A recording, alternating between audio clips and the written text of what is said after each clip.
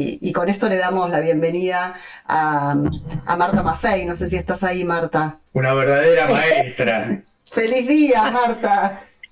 Muchísimas gracias. ¿Me oyen? Sí. Sí, sí, perfecto, Sí. Bueno, Marta. bueno, gracias Rubén y gracias Inés, ¿no? Una linda idea poder intercambiar con ustedes y muy lindo también el reportaje a Jorge, ¿no? Con la flotilla y ese esfuerzo de un puñado, porque él lo señaló muy bien, un puñado de personas con coraje, con fe, con convicción y con solidaridad efectiva, ¿no? Porque si vos escuchás las proclamas de Europa, y sí, no, basta de genocidio, y que qué barbaridad, y qué pobres los palestinos, pero después a la hora de dejar atracar la flotilla en un puerto, no los dejan, ¿no? O sea, hay mucha, incluso en los BRICS, ¿no? En los propios BRICS hay mucha declaración, pero muy poca efectividad respecto de la problemática de Palestina, ¿no? Y de solidarizarse seriamente, ¿no? Lo que muestra que la hegemonía cultural construida por los Estados Unidos en absoluta interrelación con Israel y con Inglaterra, sigue muy vigente y sigue siendo parte de la colonialidad que tenemos que enfrentar, ¿no? Sí, uno ve con preocupación, ¿no? Que esa sensación que uno tenía con la América Latina y demás de sumisión a Estados Unidos y a las grandes potencias, que se replica en Europa de un modo muy similar, ¿no? Es realmente llamativo porque uno pensaba que Europa podía tener mayores anticuerpos, ¿no? Ante esas embestidas, pero finalmente vemos que el poder geopolítico instalado es tremendo. Sí, sí, no, los anticuerpos de Europa son contra los migrantes, ¿no? A los que Claro. les echan la culpa de toda la conflictividad que han generado ellos mismos, ¿no? Los han tomado, los han usado, los han explotado en sus propios territorios y también en el territorio europeo de la comunidad, ¿no? Y ahora, bueno, como hay mucha tecnología y mucha maquinaria y que hacen innecesaria tanta mano de obra, molesta. Ahora hay que expulsarlos de Europa porque son los culpables prácticamente de todo, ¿no? Del conflicto social, del robo, de la indigencia que ellos padecen. Bueno, ya sabemos, cuando las burguesías construyen argumentos son muy crueles también, ¿no? No solamente en la República Argentina hay crueldades de la política, ¿no? Marta, ¿y escuchaste que Jorge contó que en los 90 vos los refugiaste? En el 97 o 98, sí, claro, porque bueno, en ese tiempo había, como ahora, ¿no? También mucha movilización social y mucha movilidad en defensa de los derechos, ¿no? Que venían siendo largamente vulnerados, porque nosotros podemos hablar mucho del gobierno de Milei, pero tal vez tengamos que remitirnos también al gobierno de Menem, ¿no? Y la cantidad de derechos que se fueron vulnerando, la pérdida de derechos de los trabajadores y demás. Así que la resistencia fue significativa, había movilizaciones continuas, digamos, hubo días que había 4 o 5 movilizaciones. Y yo no recordaba exactamente quiénes eran los que habíamos refugiado. Ahora Jorge me lo recordó totalmente, ¿no? Porque la policía no se animó con la carpa, dentro de la carpa nunca entró. Contanos o contá también para que sepan la gente más joven o quien ya no tenga buena memoria, cómo ese gran símbolo que se mantiene hasta el día de hoy, que fue la carpa blanca de los docentes, ¿no? En la Plaza de Mayo. No, en la Plaza del Claro, Congreso, ¿no? en la Plaza Congreso, en realidad la carpa blanca, le llamamos la carpa blanca porque era una carpa blanca, la que instalamos por una semana para hacer visible la conflictividad del sistema educativo. A ver, muy, muy brevemente, la Nación tenía dos grandes sistemas educativos, los sistemas provinciales y el sistema nacional.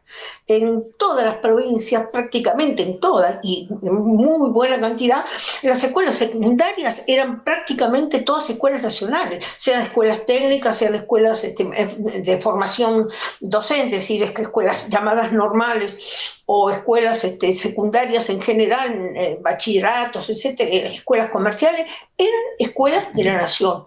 Y las financiaba la nación y los sueldos los pagaba la nación. Y eran escuelas que tenían buenos salarios. Nosotros, me acuerdo otrora, íbamos peleando para equiparar los salarios de las provincias a los salarios de los docentes nacionales. Ahora, Menem respondió exactamente con la misma línea de Milei. Un buen día, de la noche a la mañana, dice: la nación no puede seguir ocupándose de escuelas que están a 2.000, 3.000 kilómetros, se las vamos a dejar a la administración provincial.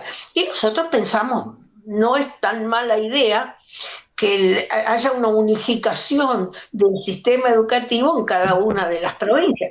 Pero no es que le dejó la administración, le dejó la carga.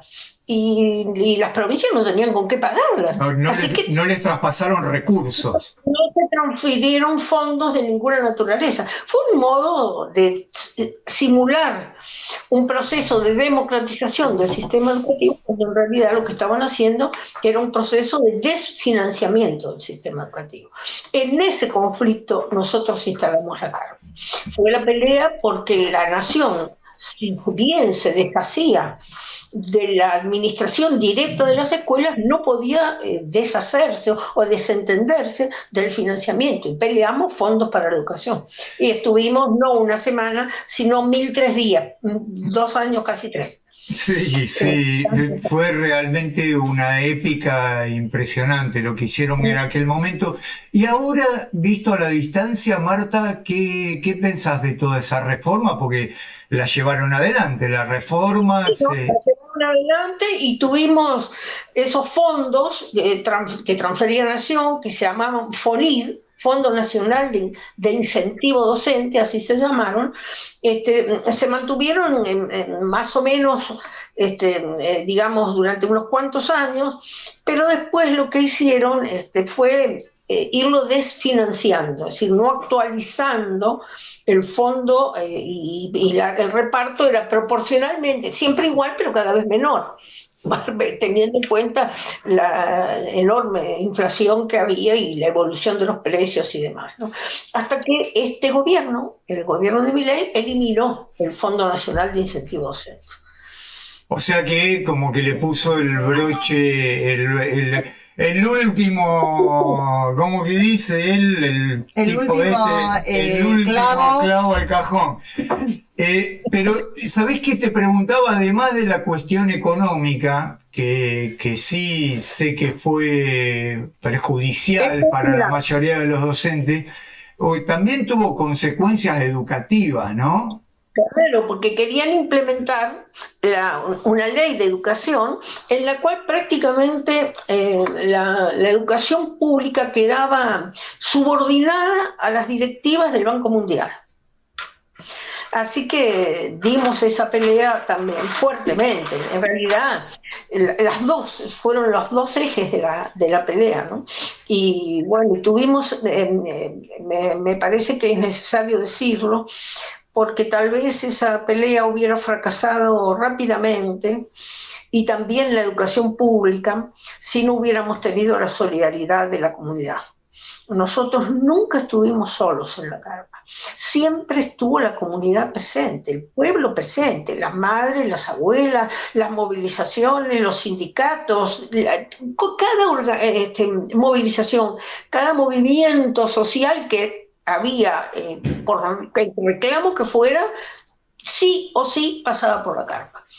Y traía su solidaridad y su afecto y su apoyo. Por eso, dos cosas, ¿no? Por eso la carpa logró los objetivos, que fue la derogación de la ley de educación, que quedó derogada, y el fondo de financiamiento. Y por eso también, y porque los docentes, me parece, seguimos construyendo solidaridades y articulaciones en todo el país, todavía Milei no entró a fondo con la problemática educativa, no se ha metido fuertemente en contra del sistema educativo nacional. Por supuesto, hay una cantidad larga de declaraciones, ¿no? Que ha hecho alrededor de la educación, y que el Estado no tiene por qué hacerse cargo, y que ahí, es más, en un primer momento, el año pasado, entre él y Patricia Bullrich hicieron una declaración y presentaron una iniciativa legislativa para penar el adoctrinamiento que nosotros hacíamos en las escuelas.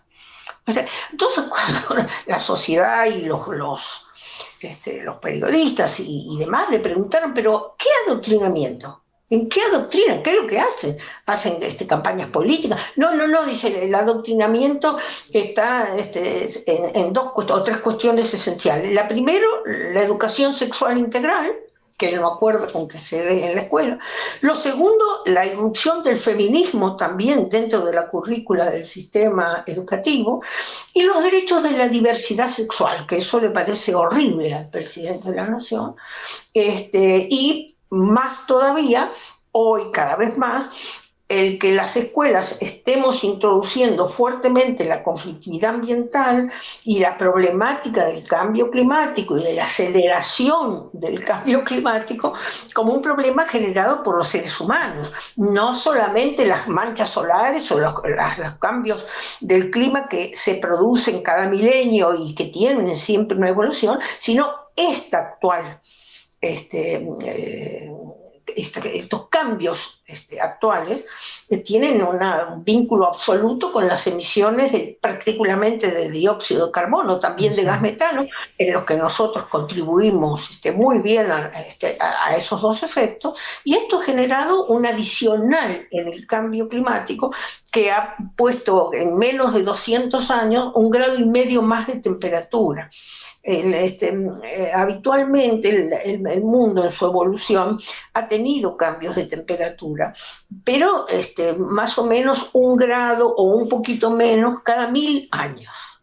Claro, ahora es una aceleración total. Una aceleración total, y eso tiene que ver con las formas de producción y las formas de consumo, indudablemente, eso no hay discusión. A ver, no es una opinión personal, hay que mirar nada más el panel intergubernamental del cambio climático, que depende de las Naciones Unidas, que tampoco es un organismo revolucionario, y que tiene más de 1.400 científicos de todo el mundo. Hay 196 países aportando científicos a esa columna de construcción de conocimiento de las Naciones Unidas, y es unánime la decisión de que esto tiene que ver con el consumo, esencialmente con el consumo hidrocarburífero. Claro, con el sistema capitalista, digamos, con la forma de producción y de acumulación. Sí. De producción y el sistema capitalista alimentado por hidrocarburos. Claro. O sea, es el consumo particularmente de carbón y de petróleo, lo que genera el calentamiento global, ¿no? Y bueno, por supuesto, la aceleración de todos los procesos productivos más contaminantes. Son procesos productivos muy dañinos, ¿no? Para todo, para la tierra, para la vida, para la continuidad de la vida, pero también son muy dañinos en el futuro, ¿no? No es que dañan, o sea, Jorge lo decía hace un momento, ¿no? La problemática del agua, no es que dañan el agua ahora y mañana el agua está saneada, claro, ¿no? Dañan el futuro. Nosotros estamos dejando cada vez más un rastro muy doloroso, muy gravoso, y una carga muy fuerte para las futuras generaciones, ¿no? Además del colapso que es inminente y que ya tenemos mucha corroboración de ese tema, ¿no? Marta, hay saludos en el vivo del programa. Carlos Catrileo dice Mari Compuche, perdón, que Compuche, no sé pronunciar en mapuche. Muy buena entrevista. En este día recordar también a Carlos Fuentealba, que fue asesinado en Neuquén durante una manifestación el 4 de abril de 2007. Bisabe dice, from the river to the sea, Palestina will be free. Debe ser desde Europa este mensaje. Gracias, Flotilla, son nuestro orgullo. Y Melissa Zenobi, nuestra querida compañera de prensa, dice, feliz día Marta querida y a todas nuestras docentes, a quienes tanto le debemos. Y dice, hermoso el video de Teatro de Sombras. Y Belén Sosa dice, qué orgullo nuestros peques y ni hablar de todos los maestros. Feliz día a todos los maestros y maestras.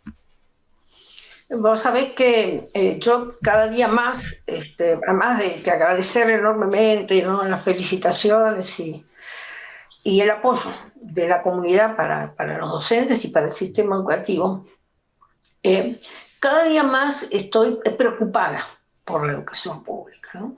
En realidad, yo personalmente, pero además los educadores que nos formamos en mi época, digamos, ¿no?, a fines de 1950, en 1960, 1970, tuvimos una enorme influencia, pero muy, muy grande, de Paulo Freire, ¿no?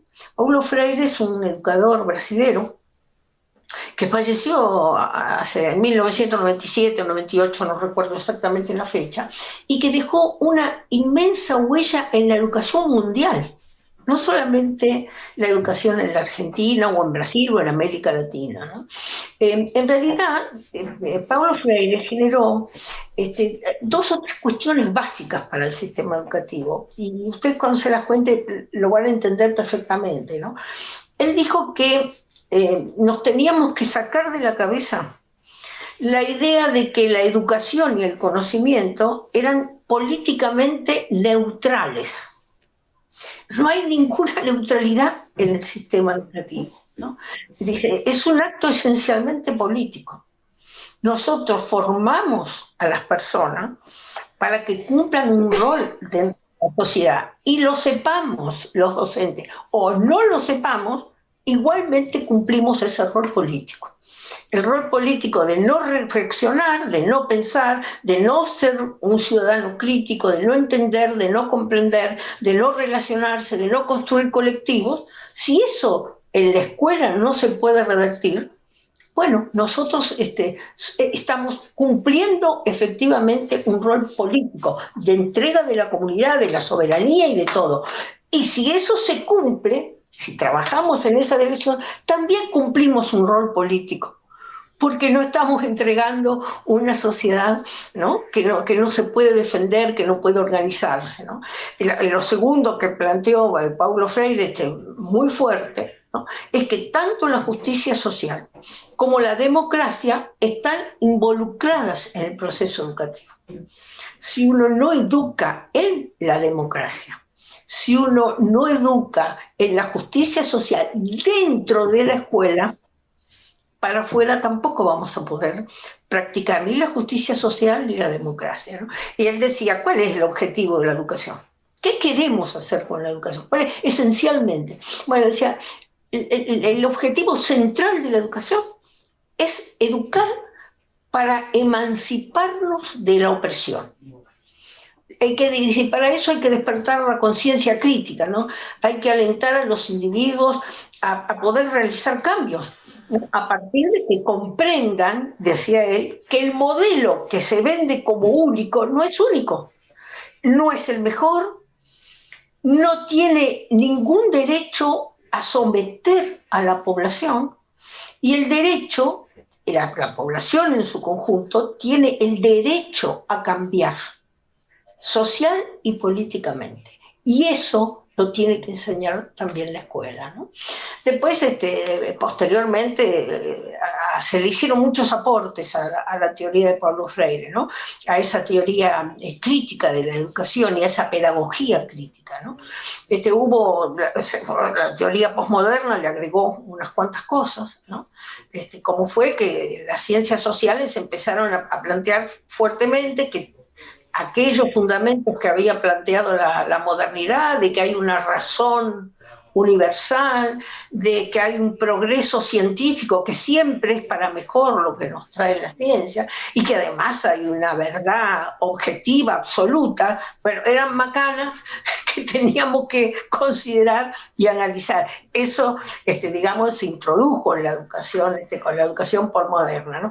El feminismo introdujo ya en la educación otras muchas cuestiones muy, muy interesantes, no solamente la igualdad, el cuidado, una cantidad de, empezamos a valorar otras cuestiones a partir del feminismo, ¿no? Y bueno, la teoría postcolonial también hizo sus aportes, y por supuesto, lo menciono especialmente porque le molesta a Milei, la teoría queer, ¿no? Que es la teoría a través de la cual se cuestionan las categorías binarias, incluso en materia sexual.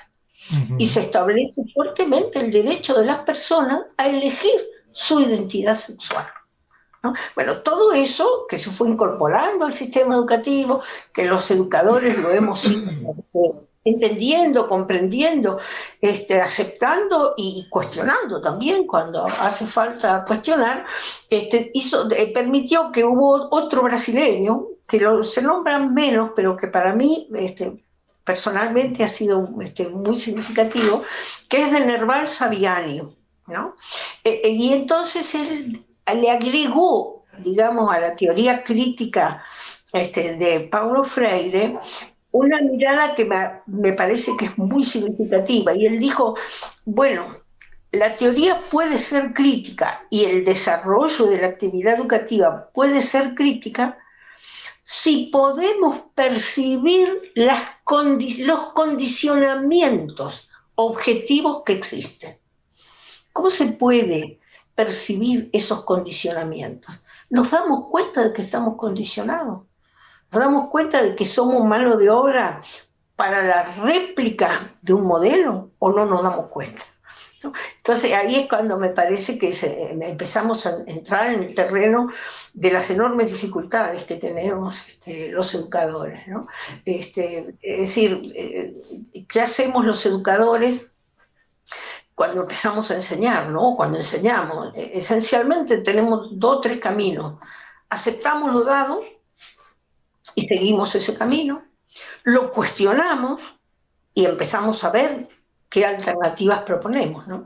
¿Qué estrategias podemos buscar para modificar lo que hace el sistema educativo, para no domesticar, ¿no? Para que el sistema educativo sea una herramienta para el cambio, para la transformación y para la inclusión social, ¿no? Así que ahí, bueno, esto parte de que nos cuestionamos. Todo el día los educadores nos cuestionamos. ¿Está todo bien? ¿Lo que hacemos está todo bien?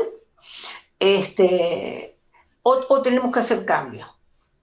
¿Y qué cambios? ¿Y con qué estrategias generamos esos cambios? ¿No? Y particularmente, y no menor, ¿qué tipo de relación tenemos que construir con la comunidad, con los papás de los chicos, con el resto de los compañeros que trabajan en la escuela, con el personal de maestranza, con la dirección de la escuela? ¿Qué relación tenemos que construir para hacer posible una enseñanza dinámica, transformadora, crítica, que sea realmente una herramienta, ¿no? Y que sea emancipadora, ¿no? Claro, emancipadora, lo que planteaba Paulo Freire, ¿no? Es decir... No, te quería meter un bocado que quizás tenga que ver con lo que estás diciendo y que para mí eso, todas esas posibilidades que vos estás nombrando, ¿no? De los docentes, de tener una mirada crítica sobre su propia tarea y demás, también viene muy de la mano de la educación pública, porque también hay una educación privada que no tiene ninguno de estos elementos como para fortalecer sus tareas, ¿no? Muy por el contrario, hay una educación privada que baja la línea de los poderosos, claramente. Así es, digamos, en la medida que el ser humano entienda los cuestionamientos, como decía, y las limitaciones, como decía de Nerval Saviani, puede comenzar a pensar en un espacio de libertad. Y es difícil en la escuela privada. Aún las confesionales y las no confesionales, ¿no? Si vos en la escuela privada enseñás a cuestionar el sistema, enseñás a cuestionar los daños que el sistema capitalista, que es el que nos rige, genera, los daños que el sistema de producción capitalista genera en el ambiente, bueno, tenés que estar muy formado y tenés que tener capacidad de enfrentarte. Y de enfrentarte con el colectivo de la escuela, es decir, con el resto de los compañeros, porque si no te echan y se terminó. No es la escuela pública que vos tenés alguna cierta estabilidad, ¿no? Claro. Por eso, cuestionar cómo enseñamos, que es digamos, la pedagogía. ¿Qué métodos? ¿Cómo enseñamos? No avasallamos, permitimos que el chico hable, se exprese, construya alternativas, tenga miradas alternativas. Pero el cómo enseñamos es tan importante, o tal vez es más importante, el qué enseñamos. No solamente cómo, ¿no? Sino entender. Yo creo que esto es mi opinión, ¿no? Pero yo entiendo que entre los medios de comunicación mayoritarios, no estoy diciendo cada periodista y cada comunicador, las pantallas a las que los pibes están sujetos, el sistema educativo tal vez pueda ser el espacio de construir un pensamiento reflexivo y una posibilidad de salir de esas dos hegemonías. Totalmente. Vos sabés, Marta, que yo tengo, bueno, viste que pasamos un videíto del Jardín de Infantes en donde hacían teatro de sombra, bueno, después te lo paso, así lo ves. Teatro de sombras, salita de 5 del Jardín del Normal 5 de Barracas, y cuentan la historia de San Martín.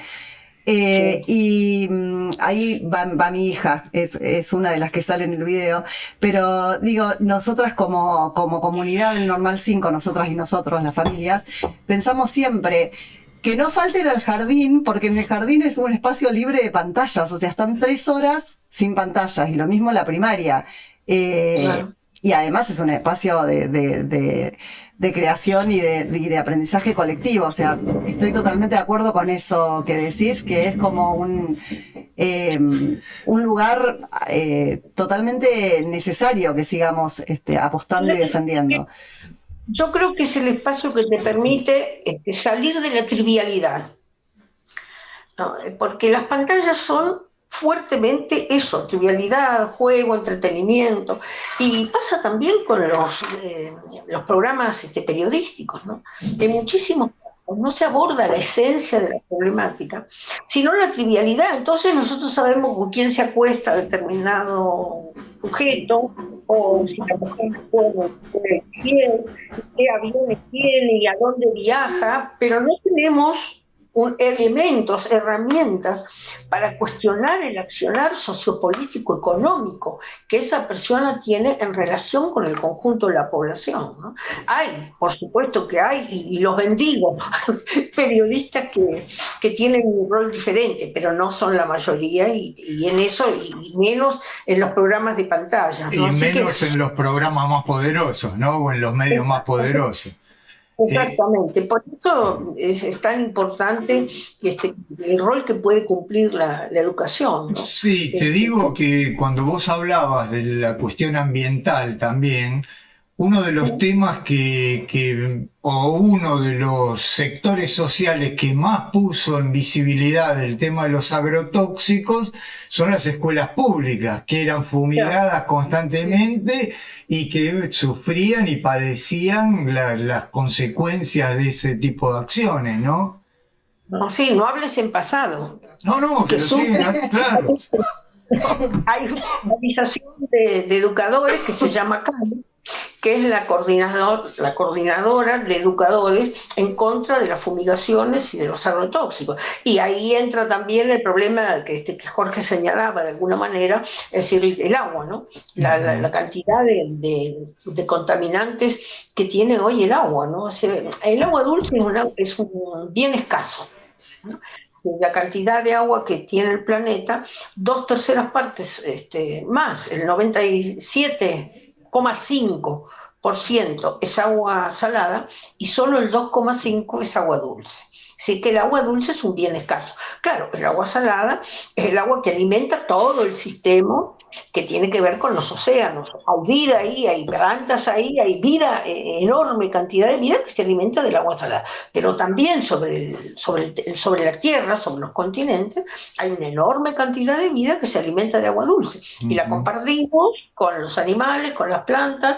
Y esa agua dulce, que es tan escasa, está en riesgo grave en el mundo y en la República Argentina también, ¿no? Está altamente contaminada.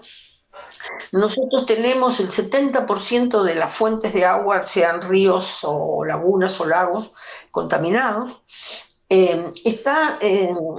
Digamos, la mayoría del agua dulce, el 70% del agua dulce es agua glaciar, es decir, está en los glaciares, en los campos de hielo, en la Antártida, en Groenlandia, es decir, en los polos, digamos, son en gigantescas masas de hielo dulce que nosotros hace muchos años pensábamos que, bueno, ahí tenemos una reserva, ¿no?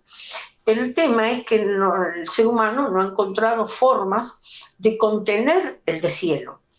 Es decir, hace 500 años los ignorantes pueblos primitivos, como decía Sarmiento, habían encontrado estrategias para que el derretimiento del agua por medio de piedras la conducían hacia piedras porosas, que son las piedras que permiten el ingreso del agua superficial a los acuíferos. Hace 500 años ellos ya sabían que había que hacer eso. Nosotros no hacemos nada. El derretimiento glaciar, ni siquiera generamos un lago para que se pueda contener. Así que todo el agua del deshielo, más allá de que pueda regar una plantación o lo que sea, termina indefectiblemente en el mar.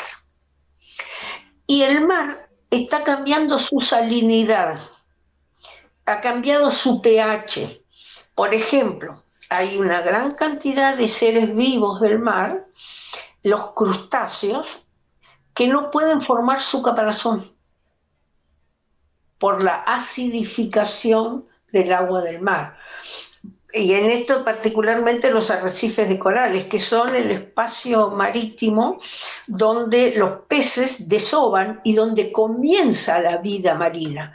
Es decir, para que los huevos no estén golpeándose por las olas y destruyéndose contra los acantilados, la vida marina, los animales desovan en los arrecifes de corales, que también están siendo carcomidos y destruidos por la acidificación del mar. Así que los vínculos, me parece que tal vez uno de los grandes desafíos del sistema educativo es enseñar que esto es un sistema complejo, en el que lo que le hagamos a las plantas se lo hacemos a la tierra, lo que le hacemos a la tierra se lo hacemos al agua, lo que le hacemos al agua se lo hacemos a todos los seres vivos que dependen del agua. Es decir, tal vez el sistema educativo tiene una tendencia fuerte a profundizar por asignaturas, por materias. Estudiamos la historia separada, digamos, de la literatura, por ejemplo, como si la literatura y la historia no estuvieran interactuadas, ¿no? Y estudiando la geografía, y estudiamos la biología, y estudiamos anatomía, y estudiamos zoología como cosas separadas, ¿no? Y solamente en nuestra cabeza eso funciona separado, porque la vida real funciona en absoluta interacción, y el daño que se le hace a uno se le hace al resto, ¿no? Bueno, digamos, eso me parece que es parte de lo que tenemos que discutir en el sistema educativo, ¿no? Yo creo que la educación pública en la Argentina ha tenido apoyo popular fuerte, ¿no? La sociedad quiso que hubiera educación pública, ¿no? Casi que forzó a los gobiernos a sostener la educación pública. Y con matices, ¿no? Por supuesto, muchos matices, ¿no? En la época de Sarmiento, que Sarmiento introduce con otra finalidad, pero introduce la idea de la necesidad de la educación pública. Ustedes se acordarán, uno de los temas de Sarmiento, civilización o barbarie. Sí. La civilización era él, era Europa, era los Estados Unidos, y la barbarie éramos todos los demás, los gauchos y los pueblos indígenas, ¿no? Entonces, él introduce la educación para sacarnos de la barbarie, que era esa, para sacarnos del pensamiento indígena, del pensamiento criollo, del pensamiento popular, digamos, ¿no? Tanto, yo no sé si la gente tiene conciencia de eso, pero cuando se crean las escuelas normales, que Sarmiento las crea, que pone escuelas normales, escuelas de formación docente en todo el país, lo que hace Sarmiento es traer 65 docentes mujeres y 4 docentes varones de los Estados Unidos, para que organizaran acá e implementaran acá el modelo educativo de los Estados Unidos. O sea, no fue educación pública para la liberación del pueblo, para la transformación, para la producción o para el desarrollo. Fue educación pública para copiar el modelo de la civilización, llamado por Sarmiento el modelo de la civilización. De todas maneras, digamos que logró el objetivo de la alfabetización, no todo, ¿no? En la época de Sarmiento, cuando Sarmiento termina la presidencia, todavía había casi el 54% eran analfabetos. Después del año 2020, 2021, ya solo el 35%. O sea que hubo inversión de parte del Estado en la educación pública. En el año 43, cuando comienza Perón, digamos, o la influencia del peronismo, todavía había un 16% de analfabetos, ¿no? Ahora ya en el 55, Perón la redujo al 8%. O sea, habíamos quedado en la mitad. Ya nos quedaba la mitad de los analfabetos, ¿no? Bueno, ya también había pasado Jaureche por estos pagos, ¿no? Y había como otras líneas de pensamientos nacionales y populares que fueron cuestionando esa mirada eurocentrista Exactamente. Y bueno, felizmente, digamos, esa mirada entró. El tema es, me parece, no solamente estar escolarizado, porque ahora sería un éxito fantástico si pensamos en la escolarización ahora, que todos los chicos vayan a la escuela secundaria, ¿no? Hay un éxito en la construcción de escuelas con deficiencias, lo que sea, pero en función dentro del sistema educativo. Yo creo que el éxito sería como lo piensa la sociedad, ¿no? Que la educación sea transmisora de valores y sea una aliada de las organizaciones sociales, una aliada de la comunidad, ¿no? Una defensora del sistema educativo y la educación, de los derechos humanos, de los derechos del trabajador, de las culturas y las culturas y el reconocimiento de la pluralidad cultural, la enseñanza de esa pluralidad cultural, ¿no? Como formadora también de profesionales, nosotros necesitamos, ¿no? Profesionales, necesitamos una formación para un desarrollo armónico en la República Argentina. No lo hemos logrado. Te quería hacer pedir una reflexión más sobre el tema. Viste que ayer una niña ingresó con un arma a la escuela y se dijeron muchas cosas que uno verdaderamente a veces termina reproduciendo sin ningún tipo de reflexión. Que calculo que vos tendréis un tema que lo tendrás un poco pensado y un poco analizado. ¿Qué nos podrías decir a ese respecto? La violencia y la irresponsabilidad no son patrimonio de la escuela, ¿no? Y tampoco están fuera de la escuela. Una sociedad violenta y una sociedad irresponsable en el manejo de la violencia, como es la República Argentina, permite eso. Una niña o un niño, y no es la primera vez, ha ocurrido muchas veces, van a la escuela con un arma, en algunos casos con un cuchillo metido dentro de la bota o pegado con tela adhesiva dentro del pantalón. ¿no? No es que vayan a agredir a otro chico, van a demostrar que son capaces de portar armas, que tienen esa ambición, digamos, de ser portadores de armas, ¿no?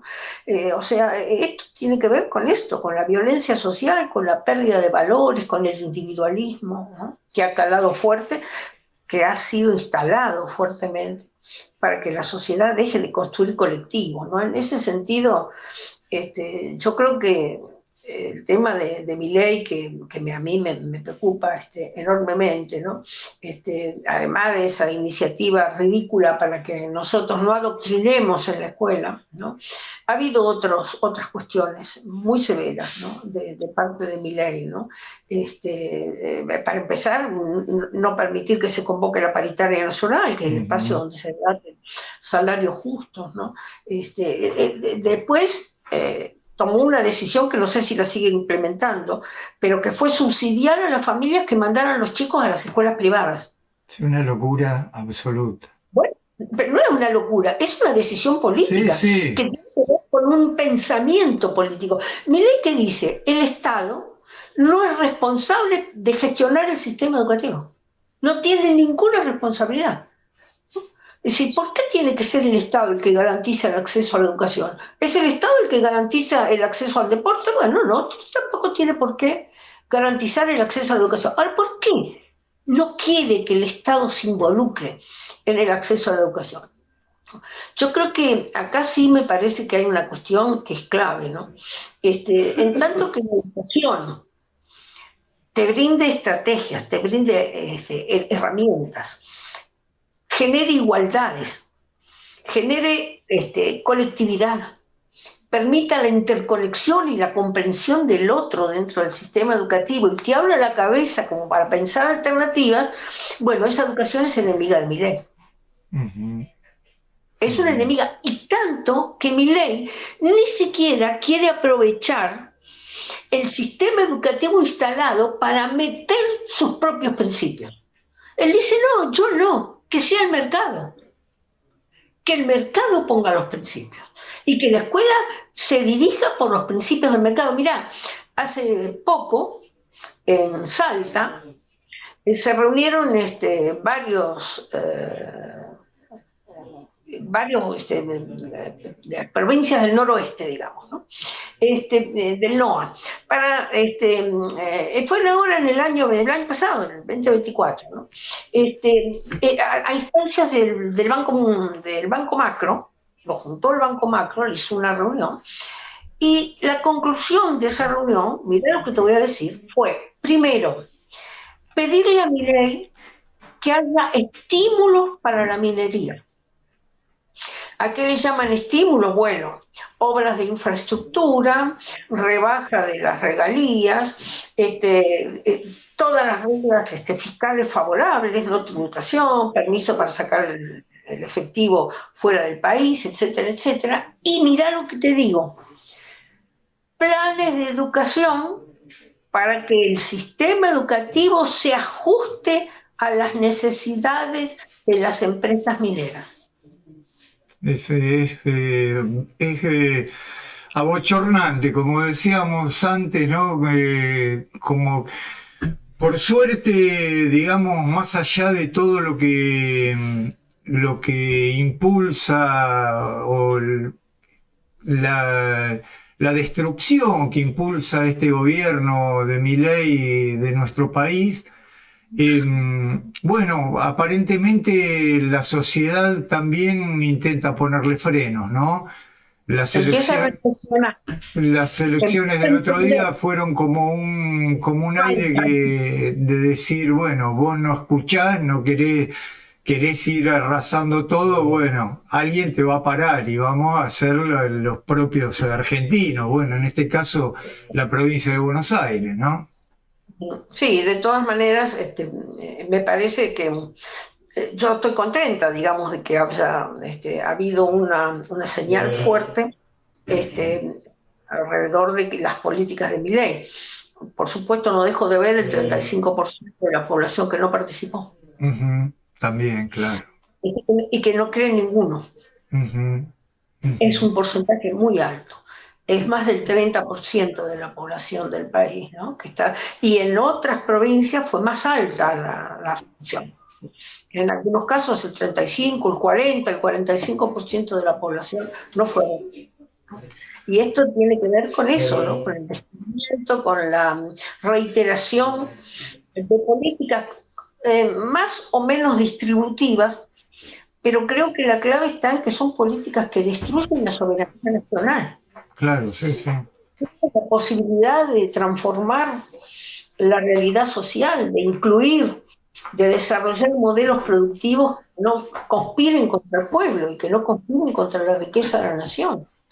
Entonces, bueno, yo creo que todavía nos falta mucho, ¿no? Por supuesto, si Milei puede, va a seguir destruyendo, porque no es decir, el vaciar el CONICET, el ARSAT, el INTA y el INTI tiene que ver con eso, con no permitir la construcción de una política de desarrollo económico alternativo y de producción alternativa y de inclusión social en el sistema productivo.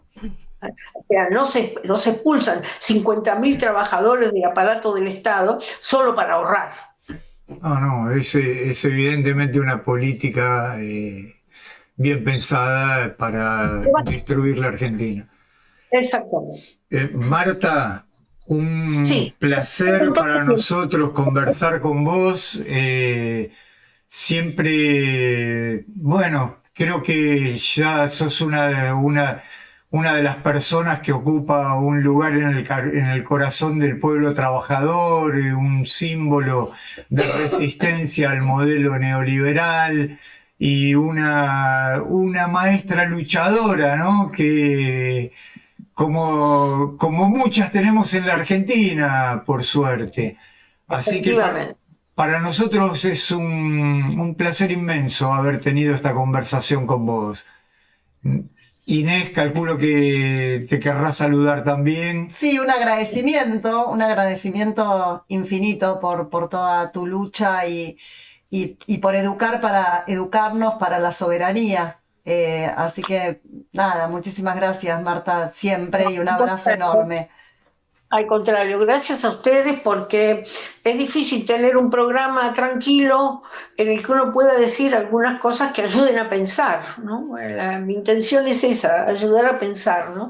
Así que eso les agradezco un montón, que me den un espacio para ayudarnos a pensar todos juntos y a recibir el aporte tan valioso de un pueblo que obviamente no se resigna, ¿no?